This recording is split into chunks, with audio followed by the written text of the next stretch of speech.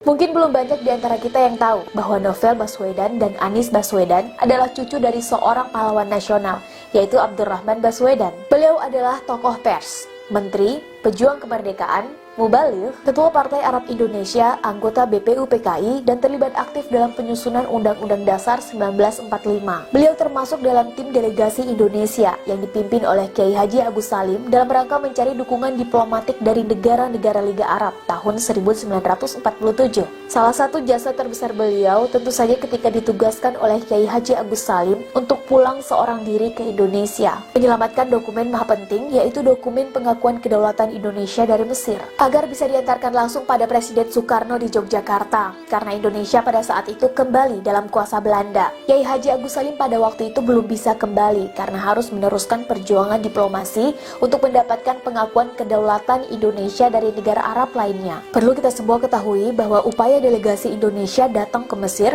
untuk mencari dukungan dari Liga Arab selalu mendapatkan rintangan dari Belanda dan sekutunya, mulai dari kedatangan, sesampainya di sana, sampai pada waktu kepulangan. Protes besar dilakukan oleh Duta Besar Belanda di Mesir, namun Mesir tak bergeming, sehingga perjalanan pulang A.R. Baswedan bisa dikatakan misi berani mati. Beliau harus terbang mempertaruhkan segalanya, karena pesawat yang ditumpanginya harus transit di beberapa negara seperti Bahrain, Pakistan, India, Vietnam, dan Singapura, yang pada saat itu Indonesia belum memiliki hubungan diplomatik dengan negara-negara tersebut. Sebagai negara yang baru saja merdeka, Indonesia belum memiliki kelengkapan dokumen diplomatik untuk warga negaranya semisal paspor. Sementara, kebanyakan negara yang disinggahinya memiliki hubungan diplomatik dengan sang musuh, yaitu Belanda, sehingga sangat rawan untuk disabotase dalam perjalanan oleh Belanda. Namun karena kepiawaian A.R. Baswedan dalam menggerta, berdebat, berdiplomasi, dan berargumentasi, khususnya dengan otoritas di masing-masing negara singgah, dan dengan ridho yang maha kuasa lah, akhirnya A.R. Baswedan bisa lolos sampai ke tanah air, walau harus terkatung-katung beberapa hari di Singapura karena kehabisan uang. Untunglah beliau ditolong oleh dua orang dermawan muslim, yaitu Ibrahim Assegaf dan Ali Talib Yamani, sehingga bisa membeli tiket pesawat pulang ke tanah air. Ketika akhirnya dokumen maha penting itu sampai ke tangan Bung Karno di Yogyakarta, Bung Karno girang bukan kepalang, karena dokumen itu membuat Indonesia sah secara de jure menjadi negara merdeka dan berdaulat. Bung Karno terheran-heran memikirkan bagaimana bisa A.R. Baswedan melewati tiap pos pemeriksaan Belanda di tiap wilayah dan negara yang dilewatinya. Bung Karno bertanya, "Bagaimana? Kok bisa begitu, Saudara Baswedan?" A.R. Baswedan menjawab, "Untung."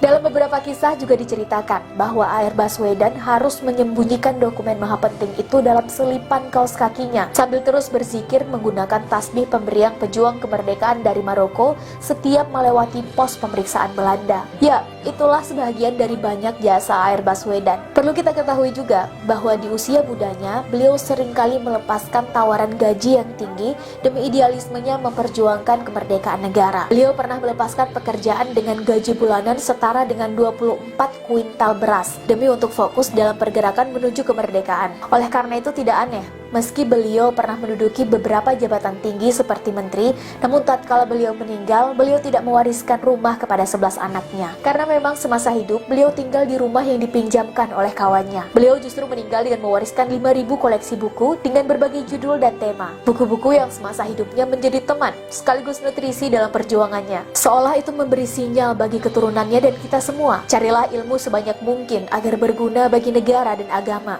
tanpa harus memperkaya diri dengan uang negara atau menipu sesama. Merdeka!